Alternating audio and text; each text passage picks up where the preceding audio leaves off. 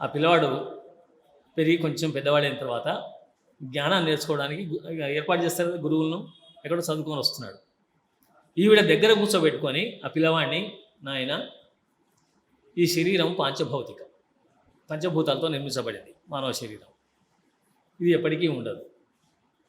కాబట్టి నువ్వు శరీరం శాశ్వతం అని, శరీరం నాదని, శరీరంలో నేను ఎప్పటికీ ఉంటానని చెప్పేసి అలాంటి భావంతో మాత్రం ఉండదు అని మొదలుపెట్టి ఆత్మబోధ చేయడం మొదలుపెట్టింది.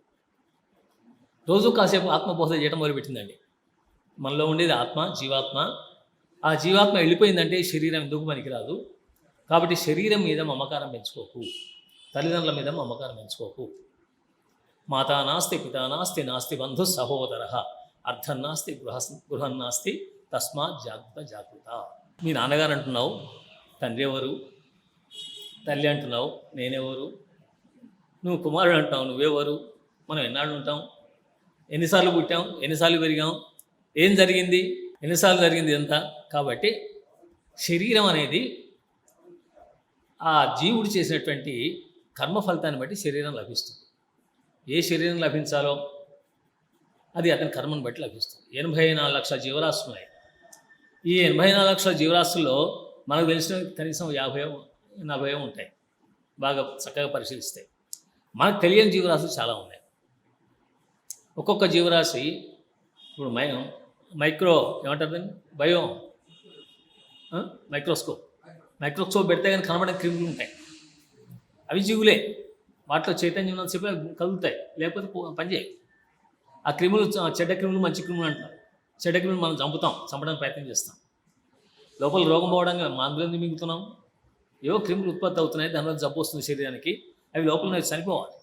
దానికోసం ఆ కెమికల్ రసాయనాల మందులు మింగుతాం. దాంతో మనకు కొంచెం శరీరం స్వస్థత అయినట్టు అనిపిస్తుంది. సరే, ఏదైనా సరే ప్రతి ప్రాణి కూడా ఈ జీవ చైతన్యం లేకుండా జీవించదు. కాబట్టి నేను జీవుణ్ణి అనేటువంటి ధ్యాస కలిగి ఉండు. ఈ శరీరం నాది, నేను విక్రాంతుణ్ణి, ఈ పేరు నాది అనుకోకు. ఆ పేరు అనేది ఎందుకు? ఒక గుర్తు కోసం కదా పెట్టేది. ఒక తల్లికి 10 మంది పిల్లలుంటే 1వ వాడ, 2వ వాడ, 3వ వాడ అని పిలవలేదు కదా. అందుకోసం తలొక్క పేరు పెడతారు, గుర్తు కోసం. వాళ్ళకి నచ్చిన పేరు పెట్టుకుంటారు. నలుగురున్నా అంతే, ఇద్దరున్నా అంతే. ఓ పేరంటూ ఒకటి పెట్టుకోవాలి. ఈ పేరు ఉన్న వాళ్ళు ఇంకా వేరే ఉంటారు, ఉండాలని ఏం లేదు. కాబట్టి పేరు ఏది పెట్టుకున్నా కూడా పేరు అనేది గుర్తు మాత్రమే. నీకు మీ నాన్నగారు పేరు పెట్టారు, విక్రాంతుడు అన్నారు. సరే, నా ఆయన కోరికను కూడా తీర్చు, పరాక్రమవంతుడు కాదు, నేను వద్దనటం లేదు. కానీ ఇది మాత్రం దృష్టిలో పెట్టుకో, నువ్వు ఆత్మజ్ఞానాన్ని మాత్రం ఎప్పుడూ మర్చిపోవద్దు సుమా అని చెప్పేసి బోధించడం మొదలుపెట్టాడు. అలా తల్లి బోధించగా ఆ పిల్లవాడి మనసులో నిష్కామత్వం ఏర్పడింది. అసలు ఏ కోరిక లేకుండా అయిపోయింది. యువకుడు అయిపోయాడు. నాన్నగారు పెళ్లి చేస్తామని చెప్పిస్తున్నాడు. నాన్నగారు నన్ను క్షమించండి, నాకు వివాహం ఇవన్నీ చేసుకోవాలని లేదు, నేను పరమాత్మ ధ్యానంలో ఉంటాను, నన్ను వదిలేయండి అని చెప్పిస్తున్నాడు. పిల్లవాడికి ఇష్టం లేకుండా బలవంతంగా చేయలేదు. చేసిన వాడు పెళ్ళాన్ని చూస్తాడు, నమ్మకలేదు. అప్పుడు పాపం అవుతుంది. కానీ ఆలోచించాడు. ఋతధ్వజుడు మంచి జ్ఞాని, తక్కువవాడు కాదు కదా, మహాజ్ఞాని. కాబట్టి ఆలోచించి, నాయన నీకు ఎందుకు ఇలాంటి కోరిక కలిగింది అంటే, అమ్మ నాకు జ్ఞానాన్ని బోధించింది, నాకు ఆత్మజ్ఞానం కలిగింది. ఆత్మజ్ఞానం ఎన్నో జన్మలు ఎత్తే కానీ కలగదు, నాకు అదృష్టం బాగుంది, మా తల్లిగారు బోధించారని చెప్పేసి తల్లికి తండ్రికి నమస్కారం చేసి, నేను ఉంటాను, ఈ రాజ్యంలోనే ఉంటాను, ఎక్కడికి వెళ్ళను, కానీ నా ధ్యానంలో నేను ఉంటాను, నేను ఆ పరమాత్మ ధ్యానంలో మాత్రమే జీవిస్తాను, మీరు ఏమనుకోకండి. భౌతికమైన అవసరం ఉన్నప్పుడు నేను తప్పకుండా తీర్చుకుంటాను. భౌతిక అవసరం అంటే ఏం లేదా, తిండి ఆహారం కావాలి కదా, అన్న కదా ప్రాణం అంటారు శరీరం. శరీరానికి కావాల్సిన ఆహారం అదే, పండ్లు గిళ్ళు తింటాను, నేను పరమాత్మ ధ్యానం చేస్తానని చెప్పేసి అన్నాడు. ఏం చేయాలి తండ్రి? ఇప్పుడు కుమారుడు పుట్టాడు, నాకు వారసుడు పుట్టాడు అని అనుకుంటుంటే తల్లి ఆయనకు ఆత్మబోధ చేసేసి, దాంతో అతడు నిష్కాముడై గృహస్థాశ్రమాన్ని వద్దు అని చెప్పిస్తున్నాడు. అంత తొందరగా జ్ఞానం కలిగింది. అది మదాలసం ఏమని లేకపోయాడు. మదాలసం ఇంత గొప్ప జ్ఞానం ఉందా అనుకున్నాడు, ఆశ్చర్యపోయాడు. తనకు తెలుసు, మొదటిసారి తీసుకున్న దేవకన్య, గంధర్వకన్య, రెండోసారి నాగరాజు ఇచ్చాడు, అందువల్ల దైవత్వం ఆమెలో ఉంది కాబట్టి చెప్పగలిగింది ఇదంతా అని చెప్పేసి సంతోషపడ్డాడు. కానీ ఒక పక్క బాధ ఉంది, కుమారుడు ఇలా అయిపోయాడు కదా, సరేలే తర్వాత పుట్టే కొడుకైనా సరే రాజ్యానికి మనకు వస్తాడని చెప్పి అనుకున్నాడు. యవ్వనంలోనే ఉన్నాం కదా, ఇప్పుడే కదా అని చెప్పేసి అనుకున్నాడు. సరే ఆ పిల్లవాడు పనిలో ఉన్నాడు. తర్వాత ఆమె గర్భవతి అయింది. మళ్ళీ ఒక సంతానం కాదు మళ్ళీ ఆ కార్యక్రమాలను చేశారు. అతనికి సుబాహుడు అని పేరు పెట్టారు. సుబాహుడు మంచి బాహువులు గలవాడు, బలం గలవాడు అనే ఉద్దేశంతో సుబాహుడు అని పేరు పెట్టారు. సుబాహుడు అని పేరు పెట్టగానే మళ్ళీ నవ్వింది ఆవిడ. నామకరణం చేసినప్పుడు నవ్వుతుంది ఏంటి వీడ అనుకున్నా. ఏమనంటే మళ్ళీ నొచ్చుకుంటుందేమో. భార్యను బాధ పెట్టవద్దు కదా, భార్యను బాధ పెట్టకూడదు.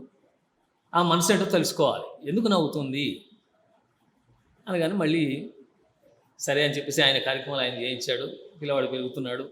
ఆ పిల్లవాడికి కూడా ఆత్మబోధ చేసింది. ఆ పిల్లవాడు కూడా మొత్తం జ్ఞాని అయిపోయాడు. ఇదేంటి, నేను చదివిస్తున్నాను, గురువుల దగ్గరికి పంపిస్తున్నాను, భౌతికమైన విద్యలు నేర్పిస్తున్నాను, శస్త్రాస్త్ర విద్యలు కావాలి రాకుమారులకు, అవి నేర్పిస్తున్నాను. అక్కడ నేర్చుకుంటూ వచ్చి ఇంట్లో కూర్చొని తల్లి చెప్పే విద్య తొందరగా అబ్బుతుందండి.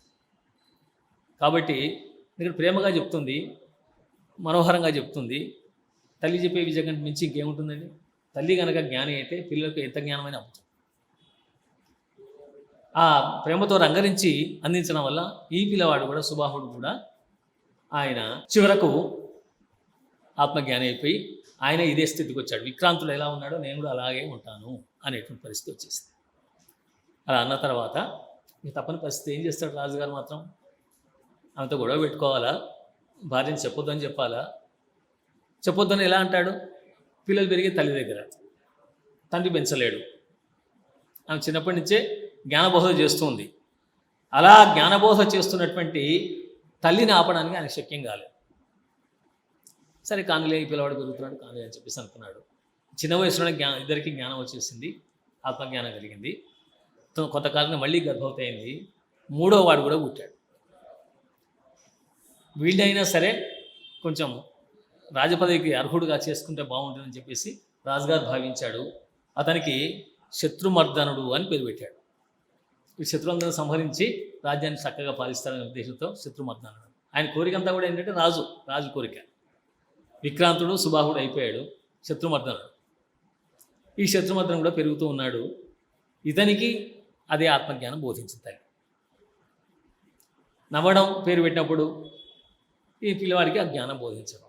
ఇలా ఆత్మబోధ చేసేసరికి వాళ్ళకు ఈ శరీరం శాశ్వతం కాదు, మనం కొంతకాలమే ఈ లోకంలో ఉంటాము, ఉన్నంతకాలం కూడా మనం ఆత్మను పరమాత్మలో లీనం చేయడానికే సాధన చేయాలి, ధ్యానంతో కాలం గడపాలి, ప్రశాంతంగా జీవించాలి అనేటువంటి భావాలను కలిగించేసింది.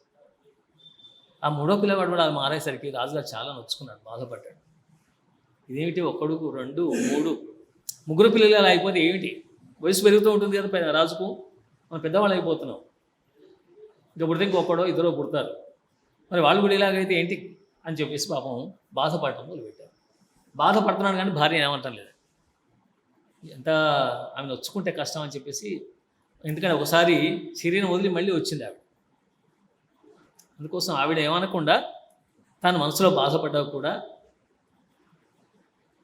సరే చూద్దాం అని చెప్పేసి అనుకుంటున్నాడు. ఇలా 3 పిల్లలు కూడా గొప్ప జ్ఞానులుగా మార్చేసింది ఆవిడ. మళ్ళీ గర్భవతి అయింది. 4వసారి అప్పుడు అనుకున్నారు రాజు, ఈ పిల్లవాడిని అయినా జాగ్రత్తగా పెంచేట్టుగా చూడాలి అని చెప్పేసి అనుకొని ఆమె గర్భవతి అయింది. 9 మాసాలు ఎండినాయి. చివరికి పిల్లవాడు పుట్టాడు. పుట్టిన తర్వాత సరే నామకరణం రోజు వచ్చింది. నామకరణం చేయకముందే నవ్వింది ఈసారి. నామకరణం ఆయన చేసిన తర్వాత నవ్వేది, ప్రతిసారి పేరు పెట్టగానే నవ్వేసేది. నవ్వేసరికి అప్పుడు రాజుగారు అన్నాడు, ఓ మదాలస, ప్రతిసారి కూడా నీ కొడుకు నామకరణం చేసినప్పుడల్లా నవ్వుతున్నావు. విక్రాంతుడు అని పేరు పెడితే నవ్వావు, సుబాహుడు అని పేరు పెడితే నవ్వావు, అలాగే శత్రుమర్దనుడు అంటే నవ్వేశావు. నువ్వు ఎందుకు నవ్వుతున్నావు నాకు అర్థం కావట్లేదు. అది నవ్వి వాళ్ళకి ఆత్మబోధ చేస్తున్నావు. ఈ ఆత్మబోధ వల్ల, ఆత్మజ్ఞాన బోధ వల్ల వాళ్ళు మొత్తం రాజుగా పనికిరాకుండా పోతున్నారు. ఒకవేళ నేను పెట్టిన పేర్లు నీకు ఇష్టం లేదా? నేను పెట్టిన పేర్లు మంచి పేర్లే, రాకుమారులకు ఉండాల్సిన పేర్లే పెట్టాను, ఏ పేర్లో తప్పులేదు.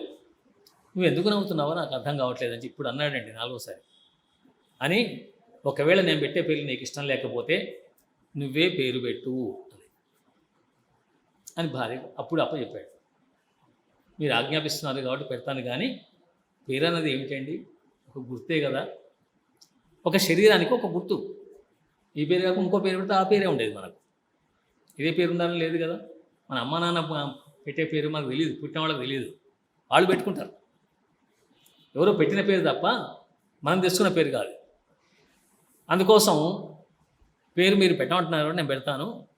ఇతని పేరు అలర్కుడు అనేసింది. అలర్కుడు అని పేరు పెట్టేసిందండి. ఇదేమిటి అనుకున్నాడు. ఈ పేరు ఏమిటి? దాని అర్థం కూడా నీచమైన అర్థం. రేపు చెప్పుకుందాం నీచమైన అర్థం గురించి.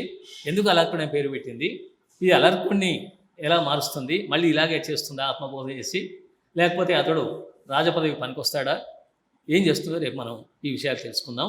ఈరోజు ఇక్కడ ఆపేసి నెక్స్ట్ తర్వాత భాగాన్ని రేపు చూద్దాం. స్వస్తి.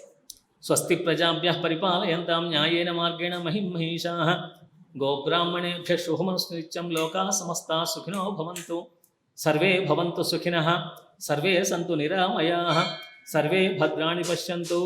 మా కశ్చిత్ దుఃఖభాగ్ భవేత్. స్వస్తి.